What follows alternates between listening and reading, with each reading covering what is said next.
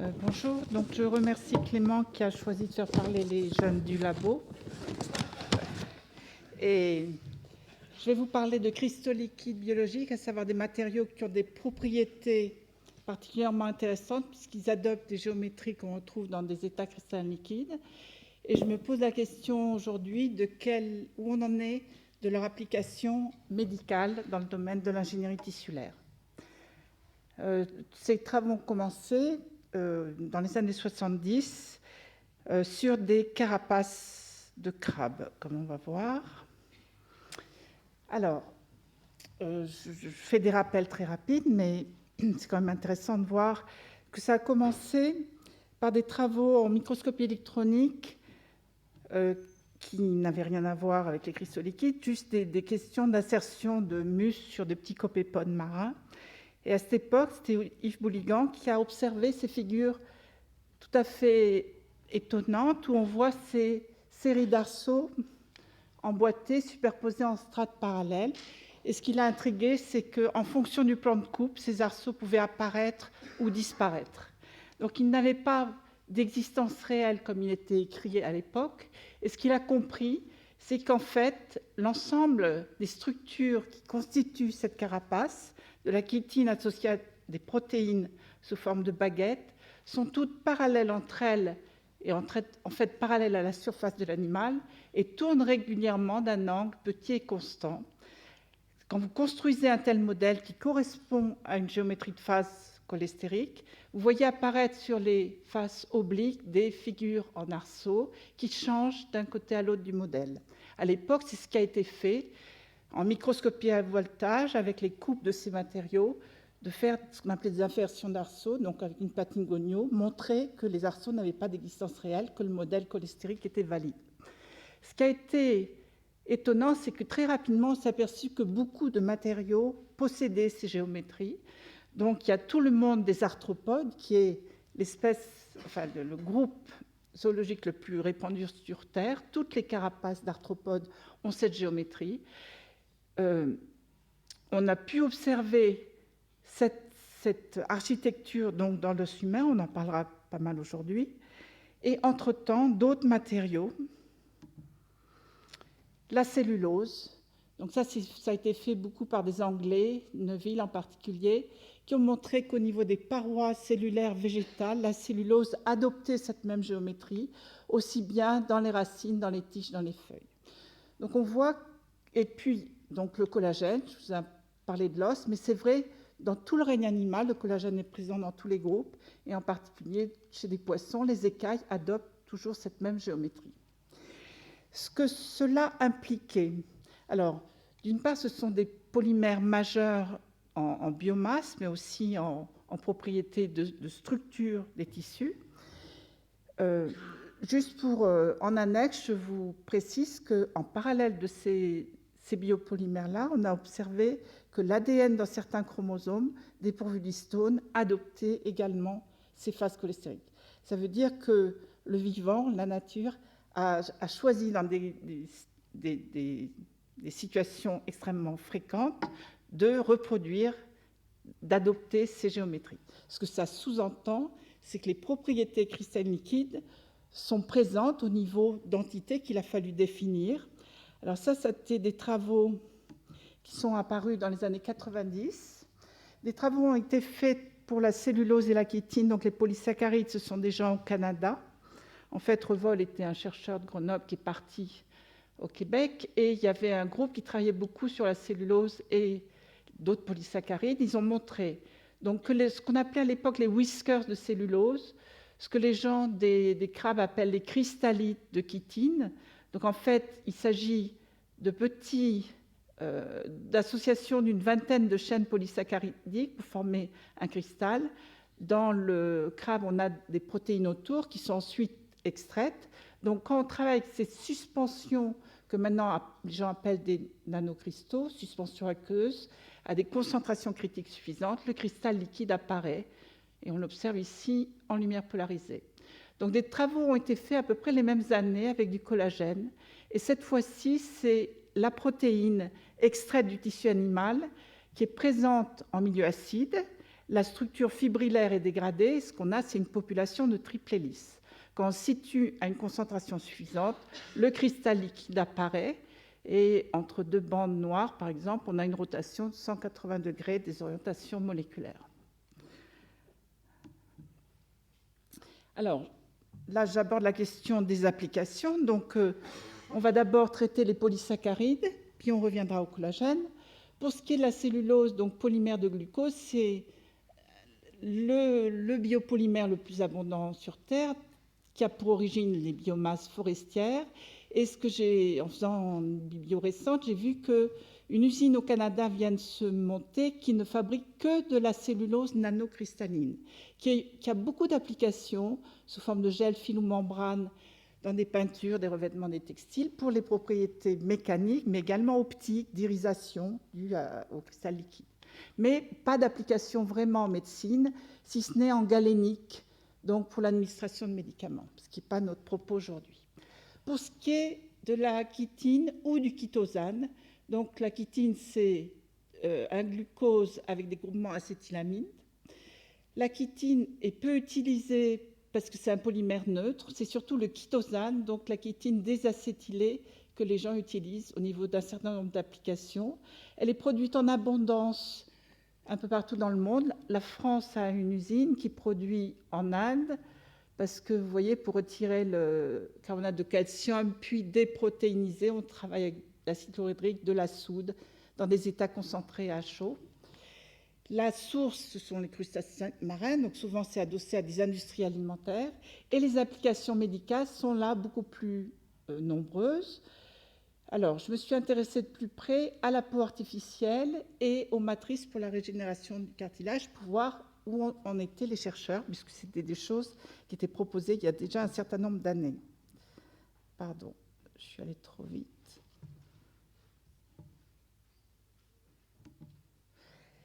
Alors, pour ce qui est des modèles de peau reconstruite, qui sont une des applications des gels de chitosane, en fait, quand on va voir de plus près, il ne s'agit pas de gels de chitosane vraiment, mais des gels de collagène extrêmement lâches, comme on va voir fabriqués par beaucoup de chercheurs.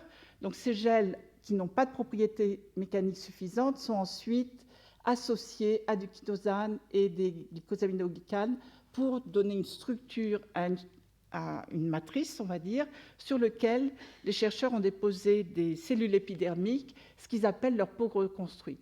En fait, au niveau d'application, c'est devenu un modèle pour de l'évaluation cosmétique, donc pour moi, ce n'est pas de la médecine.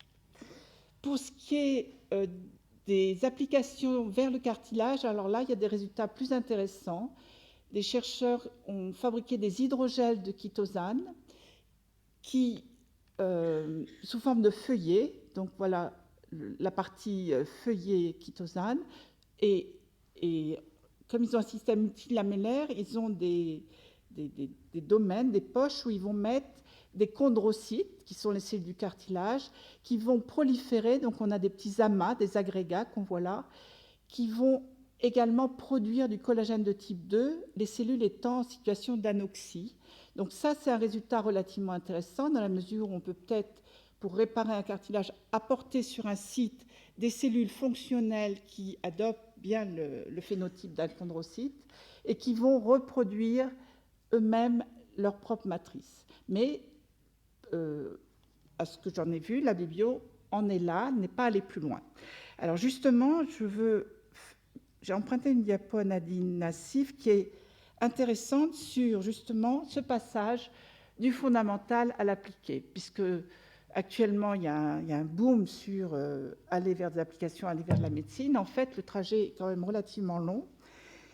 Alors, si on part d'une idée, dans notre cas, ça va être la capacité de reproduire les propriétés cristallines liquides en travaillant avec des polymères biologiques pour en faire des matériaux. Il faut arriver donc à un procédé où on n'a donc pas la propriété mais le matériau.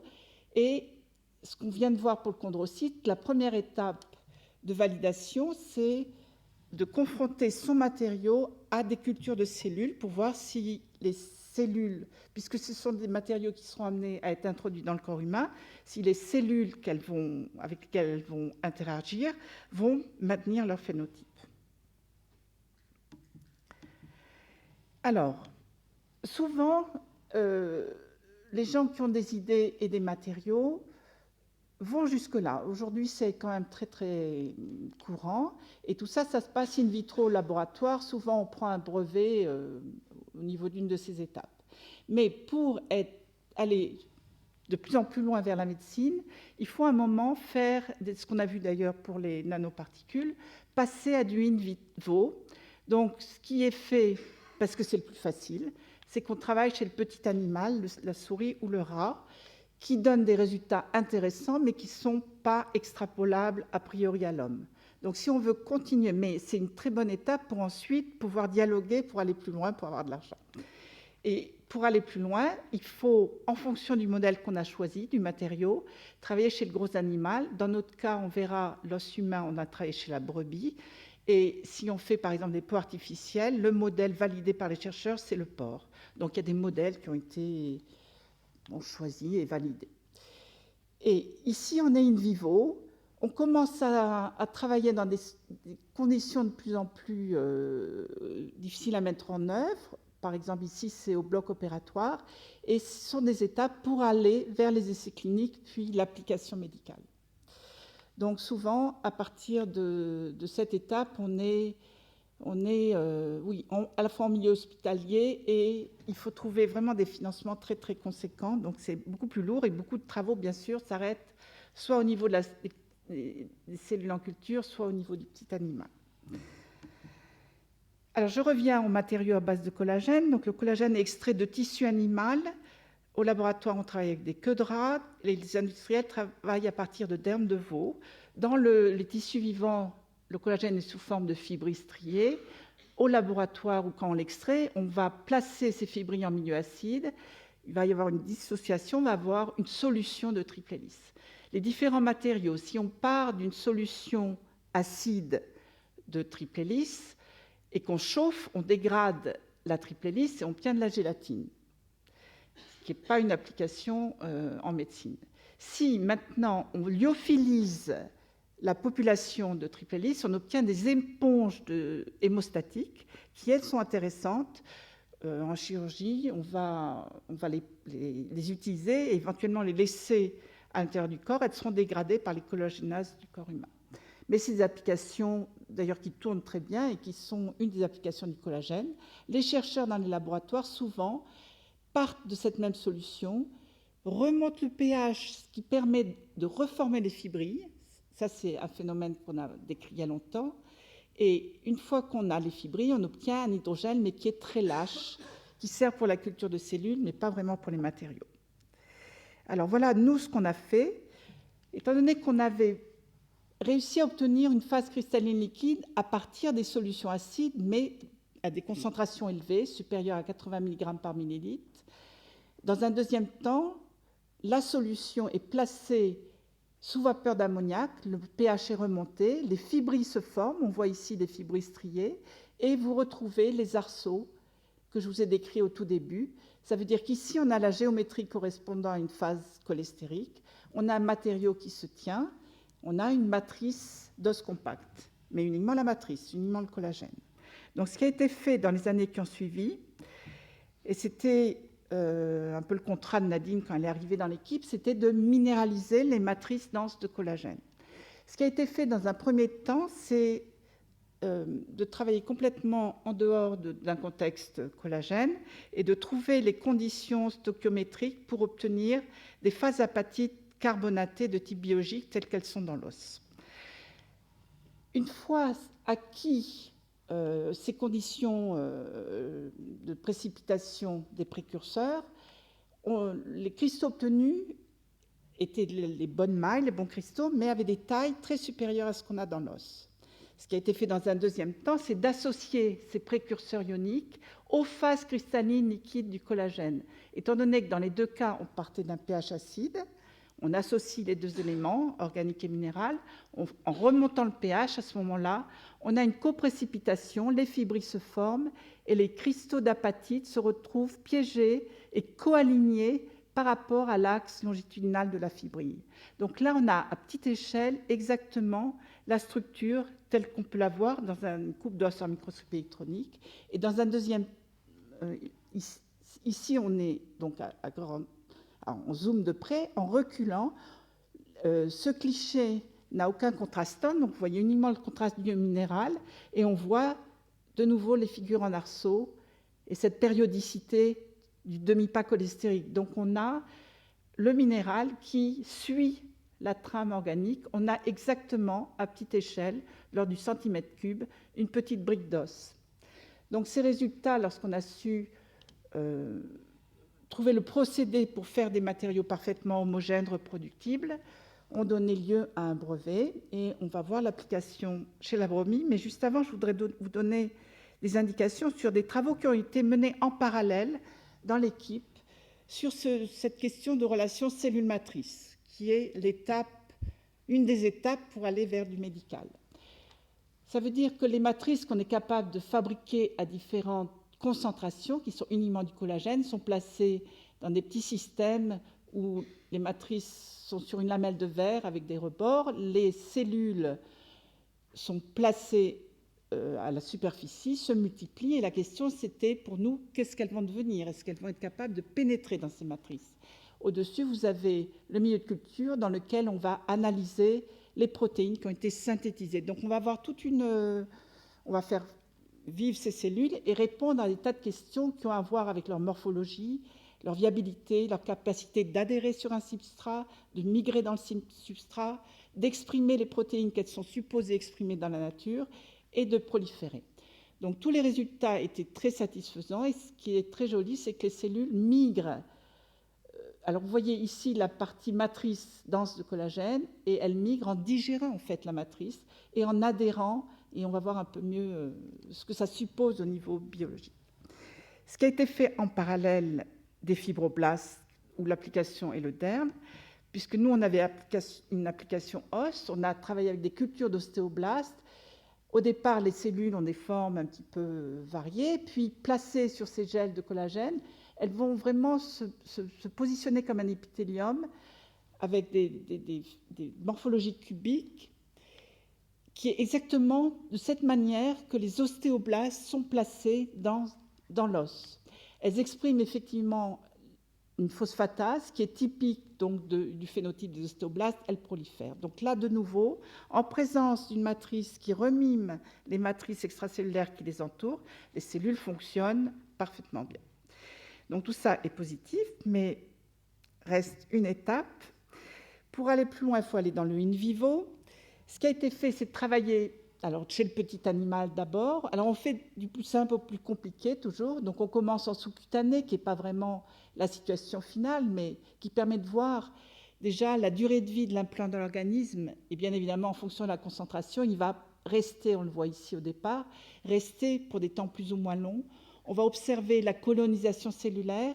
Ici, on a l'implant sous-cutané qui vient de là à là, et on voit qu'au bout de 2 mois, les cellules ont migré à l'intérieur. Elles ont pénétré et elles vont petit à petit remanier cette matrice. En intracrânien, ce qui a été fait un peu dans les mêmes périodes, voici l'implant de collagène de départ qui est de là à là, et toute cette partie, au bout de 2 mois, a été remaniée. Ici, on a le collagène, ici, on a les cellules qui viennent des tissus environnants, les ostéoblastes, qui ont remanié le collagène et fabriqué de l'os. Donc, dans tous ces cas, on voit que l'implant chez l'animal est bien perçu, n'est pas rejeté, et les cellules vont coloniser et former un néotissu, ce qui est le but. Donc, pour ce qui est des applications os, on a pu aller plus loin, c'est-à-dire aller jusqu'au gros animal. Donc, on travaille avec ces matrices fibrillaires denses. On sait qu'elles ne sont pas toxiques puisqu'on n'a que du collagène. On savait par ce que je viens de vous montrer qu'elles étaient capables d'être colonisées. On les a associées à une phase minérale. Donc, on a pu obtenir des financements par des associations, des structures qui sont adossées à la recherche et qui, depuis quelques années, aident les gens justement à aller jusqu'à des valorisations, parce que c'est des choses qui sont quand même assez complexes et lourdes à mener. Donc, on a travaillé à l'Institut Montsouris en milieu hospitalier, donc c'est avec des vétérinaires. On a commencé par opérer 2 brebis. Donc, on voit ici la perceuse qui va faire des trous de la taille de nos implants au niveau des fémurs, des humérus en position proximale distale. Et voici le témoin qui correspond à de l'autoréparation, donc on ne met rien, et là c'est capable de s'auto-réparer, l'implant collagène à peptide. Donc ces résultats qui sont validés bien sûr petit à petit avec la statistique, avec l'histologie, nous ont permis d'aller un peu plus loin, c'est-à-dire juste là on a vu qu'on faisait mieux que rien. Et la deuxième série d'expériences sur 6 brebis, donc encore plus lourde et coûteuse, a permis de comparer ces implants-là aux meilleurs implants du marché et à de l'autogreffe, ce que les chirurgiens apprécient en premier. Alors, je ne vous montrerai pas les résultats parce qu'ils sont en cours de validation, mais ça montre que par rapport à toutes les étapes que je vous ai montrées, on en est au gros animal. Mais ça reste insuffisant. Alors, attendez, je ne vous remercie pas encore. Voilà. Donc, juste la dernière diapositive, c'est la question, justement, ce que les Américains appellent élégamment « from bench to bed ». Pour aller de l'apaillasse au lit du malade,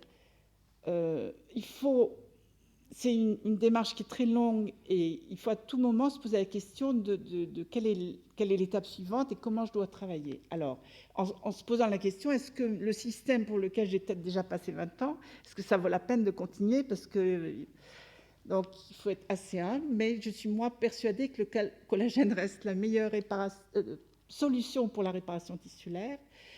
Alors, pourquoi? Parce que c'est relativement simple. Le procédé est simple, c'est une protéine qui n'est pas toxique.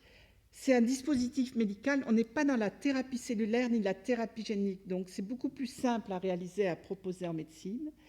Il y a toute la machinerie cellulaire autour qui est adaptée. Les intégrines, qui sont des protéines à la surface des cellules qui se lient au collagène, qui permet aux cellules d'adhérer puis de migrer, comme on a vu. Les collagénases présentes dans les tissus qui permettent de digérer les implants pour petit à petit soient dégradés et remplacés par un tissu. Tout le phénotype des cellules est aussi lié à des propriétés mécaniques et on apporte avec nos matrices des propriétés mécaniques du tissu. Mais il ne faut pas non plus voir tout en rose, c'est-à-dire c'est une protéine animale, elle est fragile, à 40 degrés elle se dégrade et il y a eu pendant longtemps, lié au problème de la vache folle, une espèce de chape de plomb sur le collagène, il ne fallait plus travailler sur le collagène. En fait, quand je regarde maintenant les articles, ils ne font que progresser. Pourquoi? Parce que c'est vraiment une protéine qui a ses propriétés d'auto-assemblage cristallin liquide avec un certain polymorphisme, c'est-à-dire on va avoir des phases isotropes, des phases qu'on va appeler nématiques, plus des alignements, des phases précholestériques avec des ondulations, des phases cholestériques, des phases hexagonales. Et tout ce polymorphisme existe aussi bien in vitro que in vivo. Ça veut dire qu'en fonction de la morphologie qu'on va choisir, et du collagène, on en a plein l'organisme, le tiers des protéines du corps, c'est du collagène. Donc il y a un peu des pistes pour essayer d'obtenir du collagène de façon moins coûteuse, qui n'ont pas vraiment abouti. Ce sont des gens qui essayent de faire du collagène transgénique en introduisant donc des chaînes polypeptidiques, mais ils travaillent, pour faire simple, sur une seule des 3 chaînes de la triple hélice, et les gènes sont insérés dans les plants de tabac ou de levure. Cette piste n'a pas été poursuivie, elle est abandonnée, et les levures, il y a des produits actuellement distribués, mais qui coûtent des fortunes, donc finalement tout le monde part des protéines animales, et beaucoup de petites entreprises fabriquent du collagène et en produisent et en proposent. Mais c'est vrai que c'est travailler quand même avec des choses qui sont plus lourdes à mener que, par exemple, pour une application os, les gens qui vont travailler avec de l'apatite synthétique et qui vont en faire des tonnes et ça ne coûte rien du tout. Mais on n'a pas les mêmes résultats au final. Donc, pour conclure juste, pour les applications médicales, une fois qu'on a choisi son système, sa morphologie et qu'on a validé le matériau au niveau cytocompatibilité, biocompatibilité chez l'animal, le petit et le gros, on n'est toujours pas arrivé au lit du malade. Donc il va falloir être de plus en plus précis quant à la pathologie qu'on choisit. Donc arriver justement par rapport, alors là on n'est plus du tout dans la recherche, c'est par rapport à des coûts. Il faut trouver le chirurgien, l'hôpital intéressé par ce qu'on propose, et il faut trouver le bon industriel. Alors tout ça, c'est des choses qu'il faut absolument mener. Il faut que le chercheur soit quand même là à toutes ces étapes. C'est assez intéressant, c'est plus vraiment de la recherche fondamentale. Voilà. Donc voilà où on en est dans une histoire qui a pas mal d'années. Donc je voudrais remercier tous les gens qui ont participé. C'est de l'autre côté. Ah zut, j'y arrive. Voilà. Et je remercie donc tous les chercheurs. Pour ne pas en oublier, je vous propose juste ce dessin et que les chercheurs qui sont ici, avec qui se reconnaissent. Voilà.